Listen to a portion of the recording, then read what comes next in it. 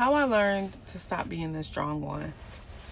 I am the eldest of a bunch of kids. I'm a multiple. So my conditioning is one in which I see other people first, just the way I was brought into the world. I literally didn't come into the world alone. But something I noticed is becoming aware of my conditioning is one of the biggest ways I stopped being the strong one.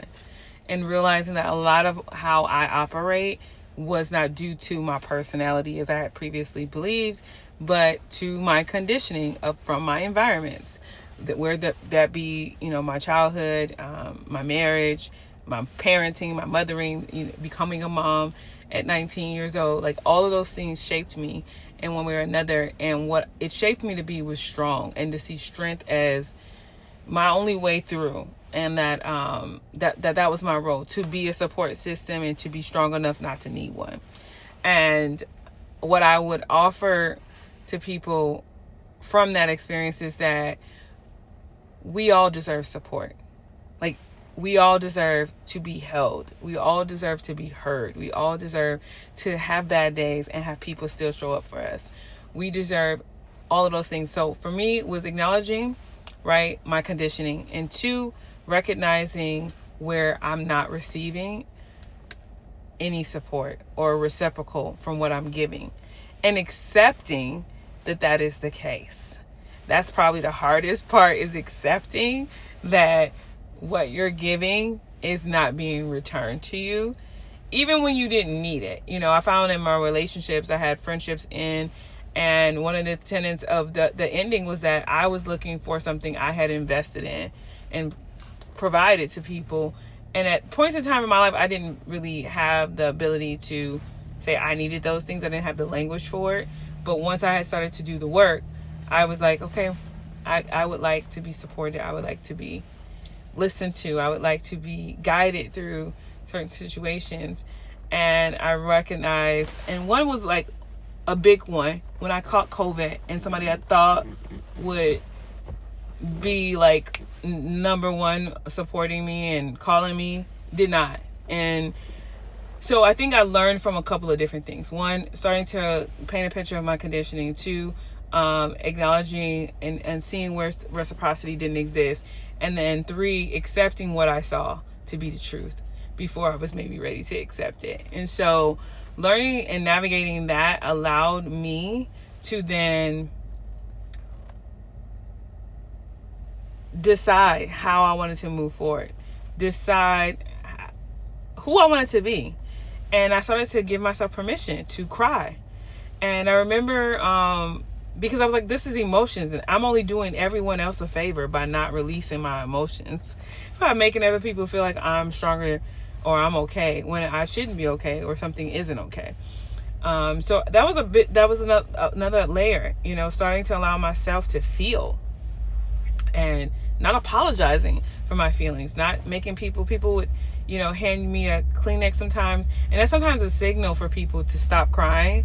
But I would say, no, I'm okay. It's just tears, and sometimes to this day, I will be out and I'm emotional about something, and it came down to me allowing myself to be human and deciding I get to be a human being, because this world has convinced me, especially women who look like me, people who look like me, and a lot of people, honestly, even that are outside of our group, but specifically us, that y'all not real. You're not real. You don't get to feel deeply. That our men don't get to cry. Our men don't get to be vulnerable, because they're supposed to be this layer of armor that I ain't never seen the other persuasion have, outside of like direct violence against people who are surprised or unarmed, right?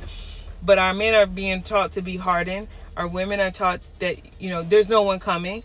And there's not, to a degree, right? And in my last video, I talked about that. So go check that out if you haven't seen that. But that doesn't mean because no one's coming to save you that there should be no one there to support you as you save yourself, as you navigate life. You are there. You deserve a support system. And I think we have been so disenfranchised to the point that we don't realize they try to disenfranchise our humanity, our human experience. I have the right to be upset, to have a range of emotions. I'm not just angry. You know, it's something I have had to learn.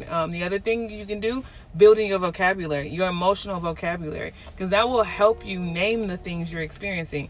What I've found as a coach and on my journey as I've grown over the last few years, as an individual, is that having language changes things. If you cannot name something, you cannot navigate it properly, right? Because if you don't have the word for aggression, right? How do you describe what you're feeling in the inside when someone is being that way towards you?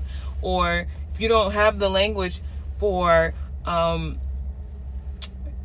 not angry, I'm embarrassed, I'm ashamed, or I'm scared. These are small words, but a lot of times people don't utilize them in their vocabulary when they speak about themselves. And when you don't name and you don't give yourself that level of authority over your emotional landscape, you allow other people to shape your experiences for you, right? They can tell you what you feel. They can tell you what's happening to you. And that age old saying, people can piss on you and tell you it's raining. And so the way that you really reduce that inclination to try to be super strong all the time is to remember, I get to be human. That is like my favorite mantra. Like, I get to be human. I get to have a range of emotions. I don't have to have it all together. I don't have to be perfect for anyone. I'm also a Virgo, so that, for my fellow Virgos, that's going to hit home. But, you deserve to be soft in your life with you for your own sake. You get to be soft with how you correct yourself. Something I had a past coach share with me, and I'll leave you all with this, is you can take responsibility, but responsibility does not mean judgment. It just means asking yourself how you want to respond. And you can't really decide and ask that question gently and softly if you haven't done the other steps. So take out a piece of paper and ask yourself, right, these questions around, okay, how is something impacting me, right? But also naming what you're experiencing. And what does softness look like to you? And what would change in your life if you experienced it more often for yourself, not for other people? And if you really want to go a little bit deeper, I can only speak to what I know. Check out the book, The Body Keeps the Score, because it was so rewarding as to how you can soften up your spirit and your soul so you can be in greater alignment with who you are and who should be around you. All right, share this with somebody you know who needs to hear it.